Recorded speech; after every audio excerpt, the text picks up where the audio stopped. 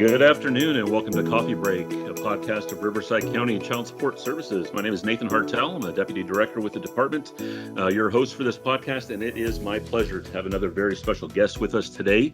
We have Dr. Molly McCabe, serving as an administrator at the Riverside County Office of Education and Instructional Services, joining us. And I'm going to give you a little bit more information about her in a second.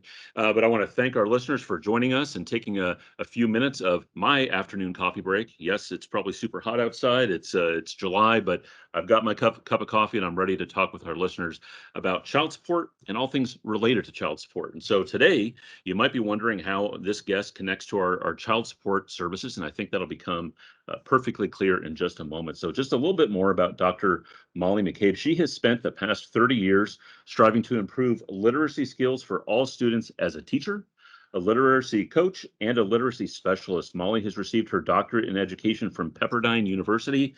Impressive credentials right there. And her expertise is in teaching students to develop strong literacy skills and teaching foundational skills of reading. So Molly, welcome to our podcast. So glad to have you with us today. Thank you so much. I'm so happy to be here to talk about a topic I'm so passionate about.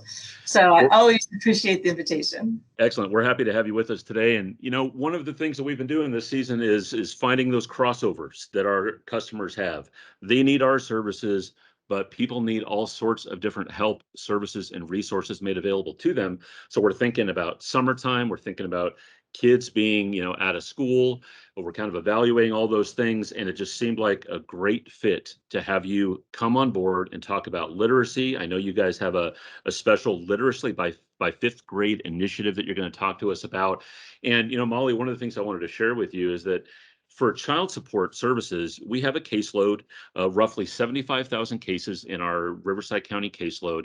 And the families that we serve, we do two primary things. And there's a little bit more to it, but just to kind of boil it down, we establish court orders for child support and medical support, and then we enforce those orders. So we do the collecting of the monetary child support and ensuring that the medical support is there and provided, and then we send those resources to the families that need them.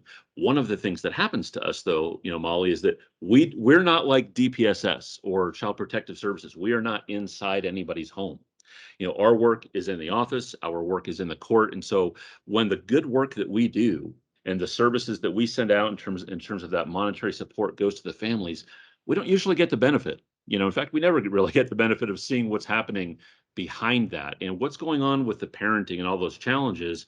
But we know that we can relate. And we know that one of the things that every parent, is trying to do is help their kids navigate through school, help them do their very best. There's been a whole bunch of challenges over the last year and a half because of COVID.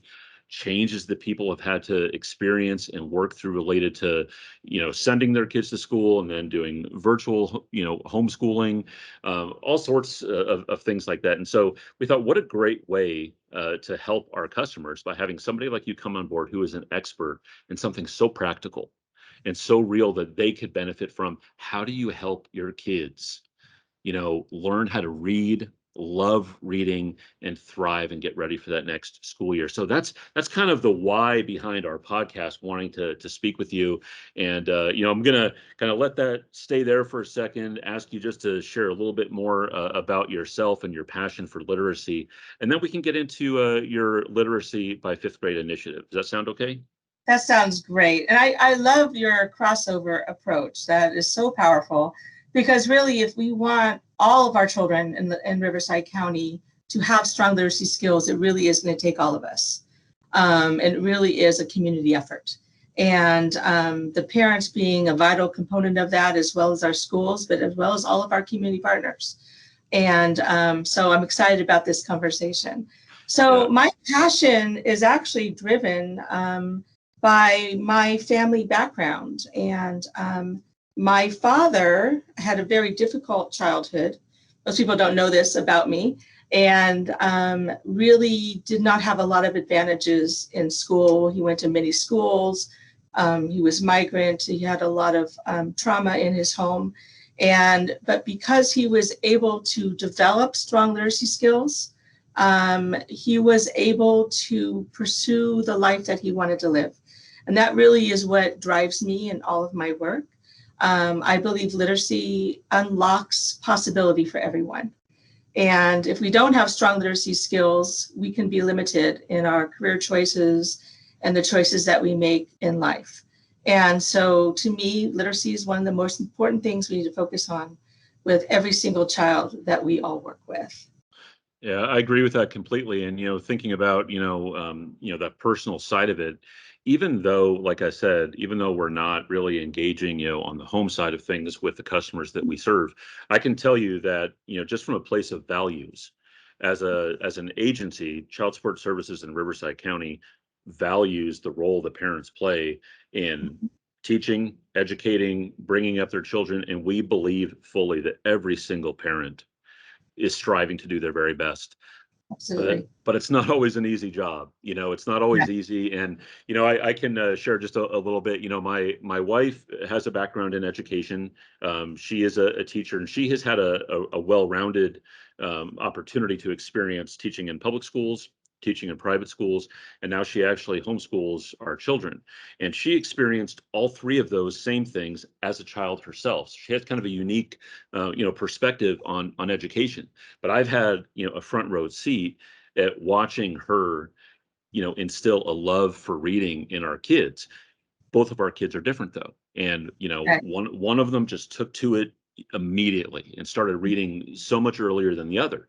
That doesn't mean the other one doesn't love it just as much, but there's Right. such, so many different things that go into teaching our children to be literate, to love reading, and have that lead then to learning so many things in the future. So, I would imagine that is part of, what goes into the passion and the reasons behind the why, if you will, of your Literacy by Fifth Grade initiative. So can you explain to us what that initiative is and what the goal is of the initiative? Yeah, that's great. Absolutely. You're so correct. So ultimately, the goal of the initiative is that every single student or child in Riverside County has strong literacy skills developed by the end of fifth grade. And we define literacy really as the ability to read, write, speak, and listen, and actually represent your ideas or thinking. We've included that. And so those skills are critical for everything, because if you can do those things, you can learn about anything. And it sets students up for the success of middle school and high school, as well as careers and adulthood. So the stronger our literacy skills are, the more successful we're going to be as we transition into adulthood. And it opens up career opportunities and all sorts of possibilities for all of our children to live their very best life. And so ultimately, that's the goal of it. That's great. Yeah, makes perfect sense to me. And I know that I want our listeners to know that they can, at the end of this episode, reference our show notes, where we're going to have listed there a whole number of resources, Molly, that you have available, websites, places they can go to help them with creative ideas to help their kids read and become, literate by fifth grade. So I appreciate that background on it. And I know that you have some really practical things that families can do and ways that families can support literacy development in their children. And I'd really like to just kind of open this up and give you the time that you need to share all that great information with our listeners. So can you kind of kick us off with, what are some of the main things that families can do to support literacy development in their children?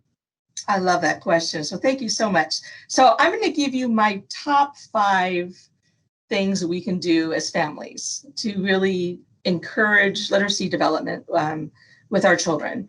And they can all be done very easily whenever this works with your family and your time availability. So hopefully these will be some nice, simple tips. So the first one, I think, is we really want to create a love of reading. I think you talked about that, watching your wife doing that with your children. And people that love to read are better readers. The more that we read, the better we become as readers. And so if we love reading, the skills are going to develop more naturally. And we'll just get better and better at it. If we see reading is something difficult and we struggle with it and we don't enjoy it, children are going to be less likely to want to read. and work on developing their literacy skills. And so that can be done a lot of different ways, but just finding time to read with them. Anytime that you can, anytime that's available, because the more that we read with students, and that can be us reading, it could be them reading, it could be listening to other people read, and this can be done in any language, it doesn't really matter, just developing that joy of reading with them on a regular basis. So the more frequently we can put that in place into our family routines, I think it's the better. And we can also get more specific into teaching them how to handle books for our young children, or with our older children, getting them just to learn about a lot of different topics, especially things that they're interested in. So starting with just read a lot, read as much as you can, and make it joyful. And in your show notes, I can share with you a bunch of online resources that are available so you have free access to books. There's a number of wonderful websites that give us access to books for us to read and books being read by other people. And there's a ton of YouTube videos out there of great books so that we always have access. And I'll give you some resources in English and Spanish for our listening. Yeah. So in addition to just engaging them in reading a lot, the second thing I really recommend is really about family conversations. So as I said earlier, two of the literacy skills are speaking and listening, and really helping our students develop their oral conversation skills is really going to benefit them in all aspects of life. So they are really good conversationalists. And so that can be done by the family, but it can be done by anybody. Anytime we have the opportunity to have a conversation with a child, we're developing their literacy and language skills, which is so important. But the secret to family conversations, or just conversations with children, is really in asking them more questions. Because by nature, and most children will give you a pretty simple answer to any question that has been asked. So the secret is asking them more detailed questions to encourage more conversation with them. And so, for example, what's something interesting that you did today? And they may tell you, oh, we read a story about dogs. Well, tell me more about what you learned about the dogs, right? What was interesting about the story? What did you learn? And those types of things. So getting them to give you more details and give you more information will really up their speaking skills. Okay. Molly, if I can jump in for a second, I think it's so interesting and so practical to talk about the conversation part of literacy, because if all you think about as a parent is reading, and you think about, and what you said is great, read often and make it joyful. The read often part, that can be a challenge for parents. That's right. They're busy, they have jobs, they may even be going to, school to further their education themselves. And again, coming from a place of, great intentions, but when you stop and roll in the part about conversation, and you understand that that is part of literacy, and that, at the dinner table, in the car, you're at baseball practice, whatever it is that you're doing, asking those probing questions. I love that. I think that's so practical, and I hope people are paying attention to that. It's wonderful. Great. Yeah. So I think the more we just talk to our kids, right, the better. And it doesn't always have to be about books or what they're learning. I think a really important check-in type of question is, what have you been thinking about? What's worrying you? Right? What are some things that you're hearing and seeing in the world? Or what are you excited about? Right? So we can also do some of the social emotional aspects of our children's development by touching base with them on some of those topics as well. I think that's also really, really important. And beyond just asking them questions, it can also be about us sharing what's happening in our life. Then that will help develop their listening skills, right? So speaking and listening go together. And so we can share with them something that you learned that day, or something that you're thinking about or working on. So the more that we share and asking them to listen, and they can ask us questions, right? So get them to interview you and let them ask you questions they're curious about, because then that's going to develop their speaking skills as well. Yeah. Great advice. I know that one of the things that both of my kids love to do is ask us tons of questions. That's right. And as a parent, you don't always have the answer, but more Mhm. often than not, you have some amount of greater knowledge or information than they do about whatever the topic is.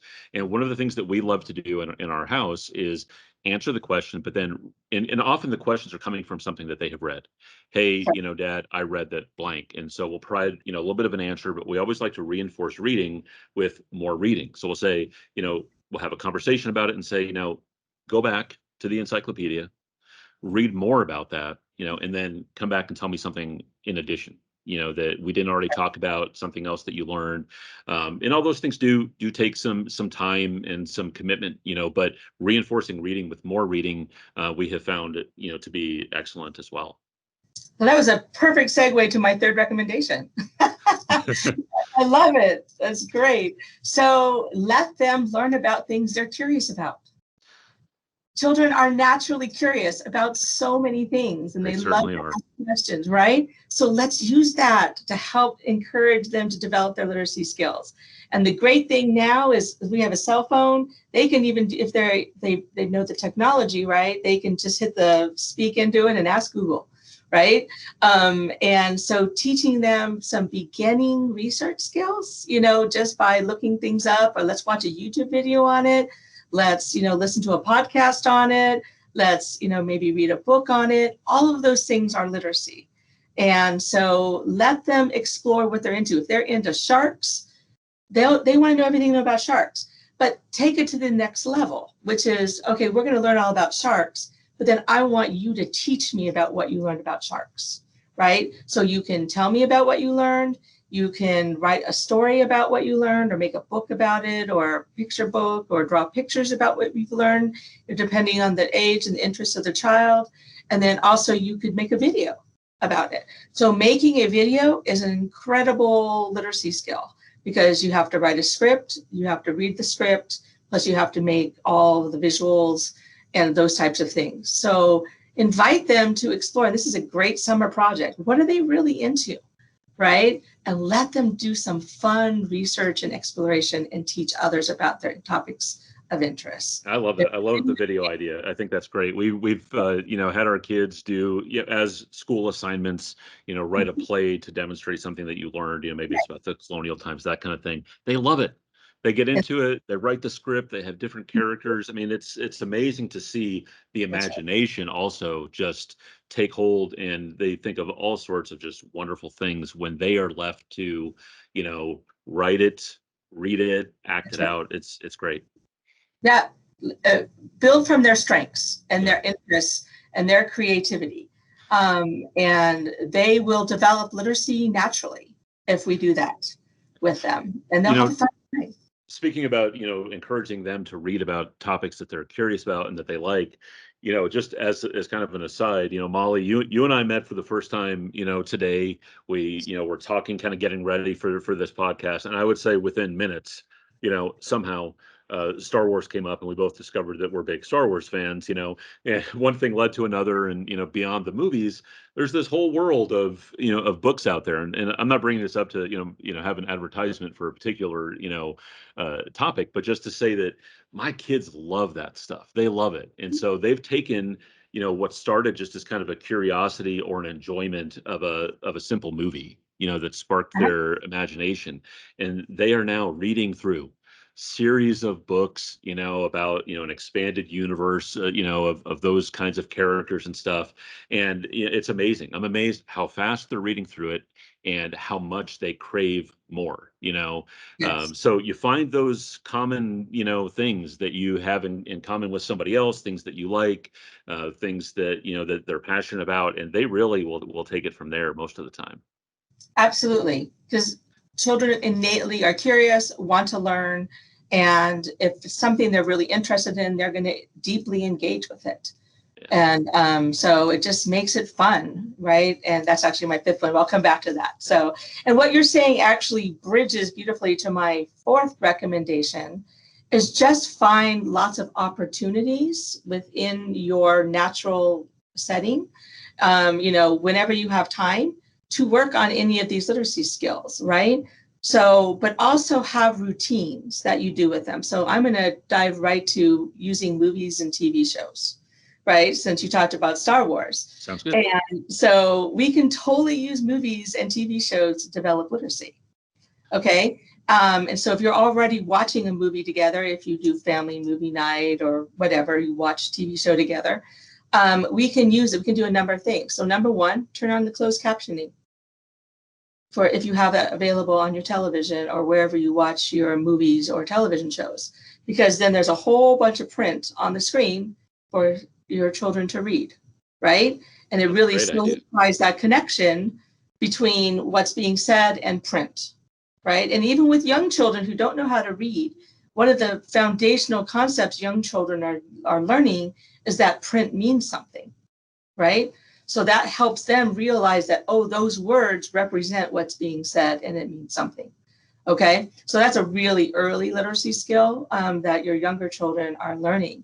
But then using that to work on comprehension of what they've watched. So asking them have some simple questions that you use after movies, right? So most movies are stories, so we'll talk about that first. So who are the main characters? What you learn about the characters, what are some of their character traits? But the most important question you want to ask them is, how do you know that? What were the clues? Because that's really what we're doing in the K-12 world, is getting our students to tell us how they know that. Where did they get that information? So the more we can do probing questions about, well, how do you know that? So what did you learn about Darth Vader? Right? What are some of his character traits? Well, how did you know? Why do you think that? Right? And then we're getting to inferencing, right? And character traits. We're doing all sorts of literacy skills by some of those simple questions. Asking them about the setting. And almost every movie has a problem and a solution or a message that it's trying to convey. And so asking them questions about, well, what do you think the problem was that they were trying to solve, and how did they solve it? And what lesson can we learn from this? And then if we're watching something more informational, like a documentary or something along those lines, what are some of the most important details that you learned? Or, what do you think is the main idea? And just having some of those questioning routines, getting your child to think that way, whether it's a movie, an audio, a podcast, a video, a book, it doesn't really matter. It's the thinking skills that we want them to bring every time they encounter some type of information. Yeah, great advice. I know that I think making it fun has kind of been, discussed and weaved through all of this. I know that I think is kind of your fifth point there. Is there more with that one? Have we touched on that one already? Well, I think we can also think about getting apps and games on our cell phones. So, and I can give you a list for your listeners of some great literacy apps and games. But again, just make it fun. But I also would say is attend family literacy events.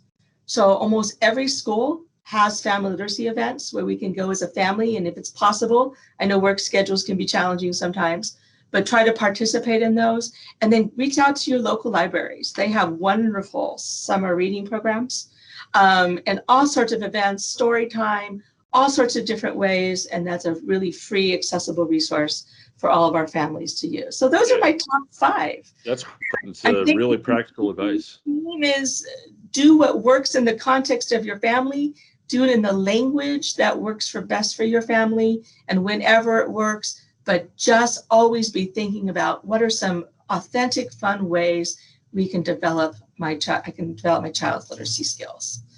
I love it. That's great, Molly. Thank you for that very much.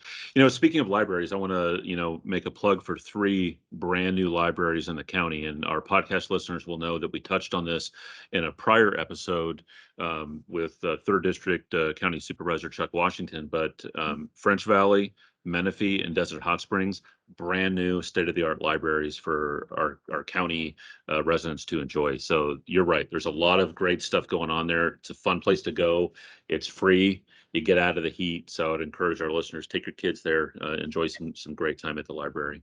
And children love picking books. Yes, they do. They love picking something they're interested in. There's all these options, and then they're excited to read them. Yeah. And so again, it's about that joy of reading and just making literacy fun. Yeah, I love that. So read a lot, make it joyful.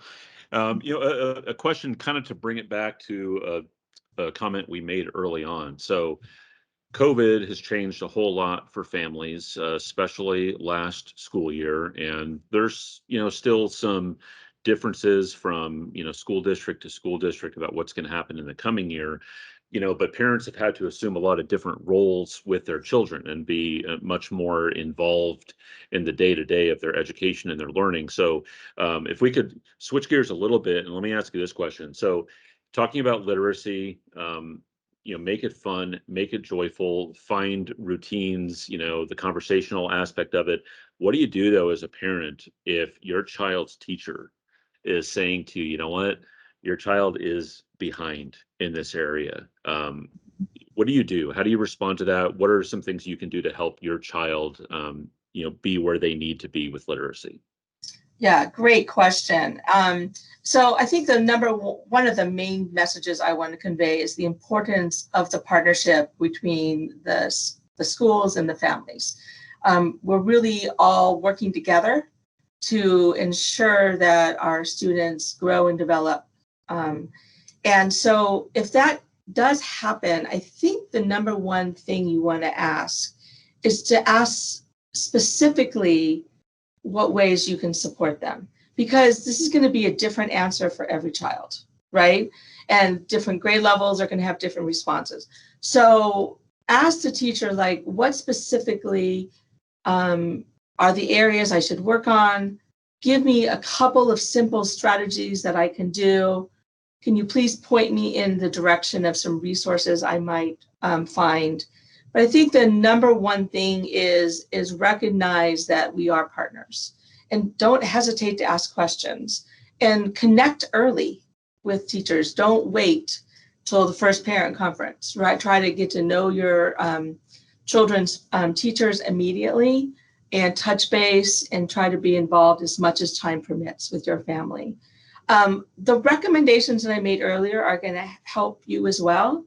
But then also ask, what resources does the school or district have that you can practice some of these skills? So most of the districts in Riverside County that I know of actually have like computer programs that kids can use to practice some of these skills at home as well. So find out what they do have available to them. They also have lots of resources for books and those types of things. So I think ask. If you have young children that are still learning how to read words, like to lift the words off the page, I think just doing a lot of simple practice with them each day. It doesn't have to be a lot of time. And actually on our Literacy by Fifth Grade webpage, we have some videos that a group of us have recorded that actually show parents kind of how to do some of these early literacy skills. And actually the children could watch them and you could do the videos with the child yourself. And so they're like how to blend words, like how do you read the word cat? So cat, what's the word? And then hat and mat. So they're organized kind of by the vowels. So we've actually made some resources that could be very, very helpful to families. So those are available as well. And then for our older children, their issues are usually around the ability to read fluently and to comprehend what they read.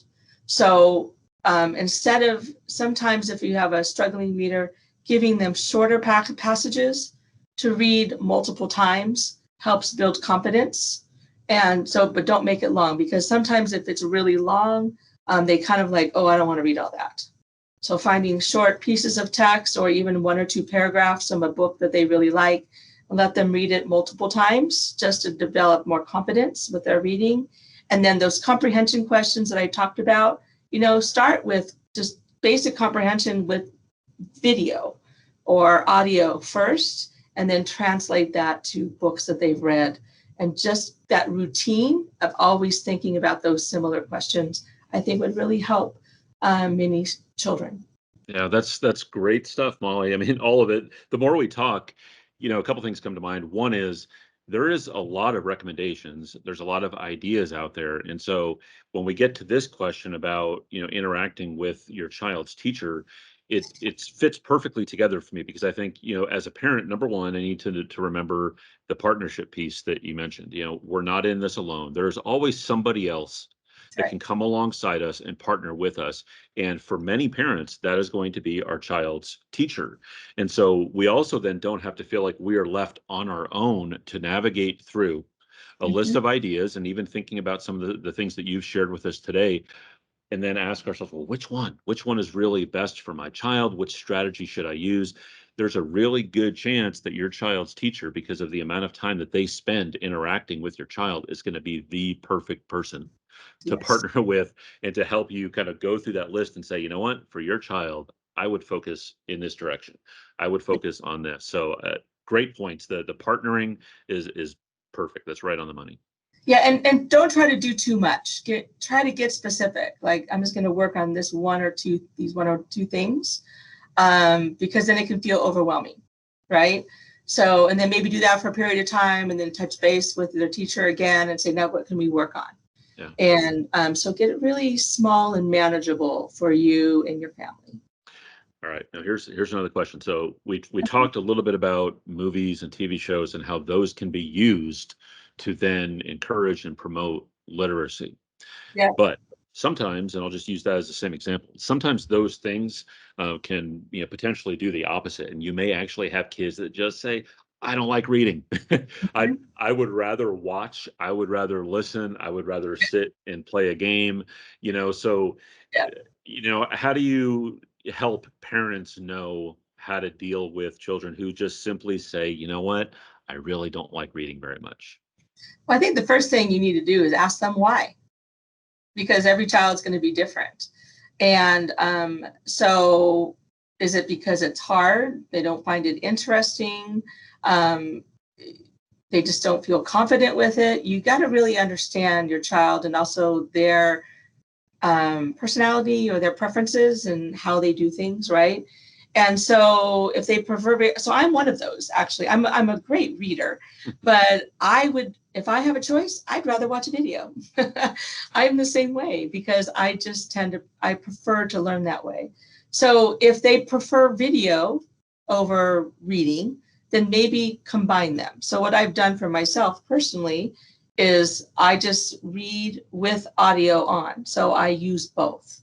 So it allows me to kind of combine the two, but I'm still engaged in the actual act of reading.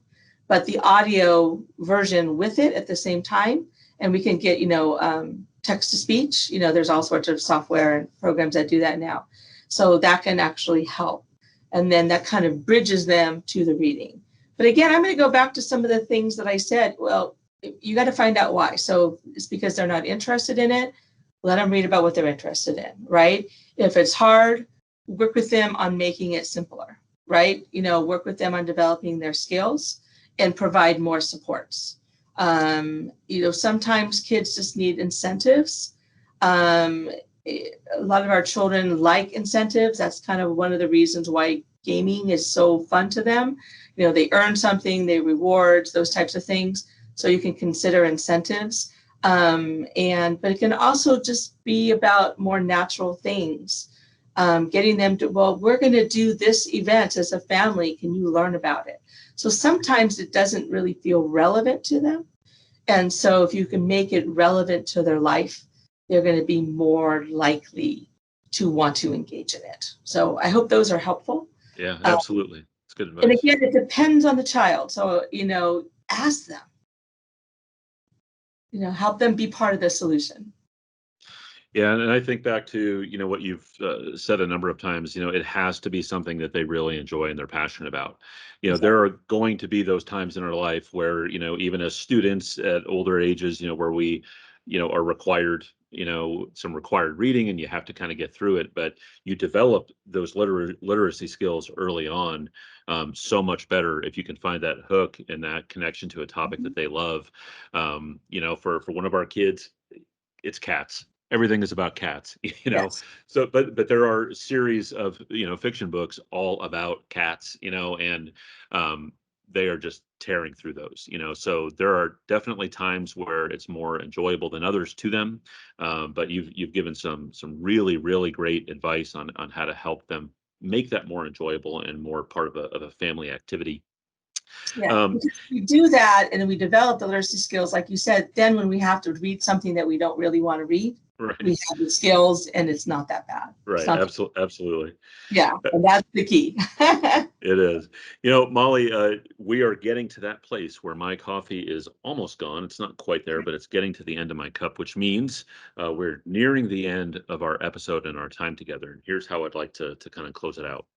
I want to share a couple pieces of information with you about the families that we serve at Child Support Services, and then ask you this question: if there's anything that you would like our families to know about literacy, maybe above and beyond what you've already shared. So, like all parents, the families and the parents of children connected with child support cases love their kids, are doing their very best, are working hard, and then they often have the complication of having us involved in their business, and we are connected to their money, and we are connected to their kids, and it gets pretty personal, and it can get kind of complicated at times, and can be a stressful thing at times for parents. And so knowing that our listeners are sometimes in those situations, but also knowing that they are striving to do their very best to help their children thrive and succeed, which is our goal, which is your goal. What else would you like our families to know about literacy and about the importance of their role that they play with their children in that area? Love that question. So I think everybody needs to remember that the parent is the child's first teacher. And you are the one that is developing so many amazing characteristics of their children, right? And so the more that we can just encourage literacy in the way that works best for your family is what you need to do, right? There's not a right way to do this. It really is about what works best for you and the context and the structure of your family, the time that you have, and so on and so on. So I think all we need to do really is to say, hey, this is important, and I'm just going to find these natural opportunities within what we're already doing. And I think that partnership that I talked about with your schools is super critical. Their primary job is to educate your child, but how can you be a partner in that? And the most important thing is just ask them to talk, read, and write as much as you can, right? And let them see you talking, reading, and writing, and make it really authentic. And I think that's super important. Yeah, I would agree with that. That's continues to be just great advice from you, Molly. I appreciate your time with us today. I've really enjoyed this topic. We've done such a range of interviews and topics on our Coffee Break podcast this season, and I love this one. And I hope that our listeners find this to be practical. I hope they find it to be really useful information, especially for their summer. Help your kids get into reading, read often, and make it joyful. I love it. I'm going to remember that, and that's going to stick in my head. I want our listeners to know again that we're going to have a whole host of resources made available in the show notes for you to access some really practical links to websites for the things that Molly has talked about. Before we close out, Molly, any closing thoughts or comments for our listeners? Yeah, so feel free, if you really want more information on this topic, you can go to the Riverside County Office of Education webpage, and we have a page dedicated to the Literacy by Fifth Grade initiative. And feel free to go there, and there's all sorts of resources. And we change that about every 2 weeks, so it's always being updated. So that could be a great resource for you. And we have a YouTube channel. Also, like I said, lots of videos and examples that might be helpful for people. And we can also follow us on social media. So our Twitter handle is @RCOE, and our Instagram is Riverside_COE. And we do have hashtags, which I'll give you for this initiative, which I'll also give you to put in your show notes. But really appreciate this time to talk about this subject. And I just want to say thank you to all the parents and families out there for all that you do to create great literacy and the love of reading and learning with your children. You truly do make a difference. And in whatever way that you can, just keep up that great work, and we'll get everybody with strong literacy skills by the end of 5th grade. Excellent. Well said. Thank you very much, Molly. I appreciate your time today. Thank you. Well, my coffee cup is empty, and it looks like that concludes this episode. Thank you to our listeners for joining us today, and please remember to subscribe to our podcast, Coffee Break with Riverside County Child Support Services. You can find us on virtually all podcast platforms: Apple Podcast, Spotify, Stitcher, YouTube, pretty much any of your preferences for where you listen to your audio podcast. So please check us out there. You can learn more about Riverside County Child Support Services at rivcodcss.com, as well as on social media, including Facebook, Instagram, and Twitter. I'd like our listeners to please remember that on Saturday, August 14th, we will be having another Open Saturday event. If contacting our office in person, virtually, or on the phone does not work for you Monday through Friday, maybe because of a work schedule, please remember that once a month we have about a half a day that we dedicate to seeing our customers for the purposes of hopefully meeting your needs a little bit better. Saturday, August 14th is that day, and you can go to our website, again, rivcodcss.com, to make an appointment. We would encourage you to complete a survey anytime that you do interact with our office. We'd love to hear from you. Your feedback is important to us. And please remember that August next month is Child Support Awareness Month, a very important month where we provide some extra focus on the great work that is done in the program and highlight the great work that the parents of the children on our cases do. So we thank you again for listening, and we will talk to you next time.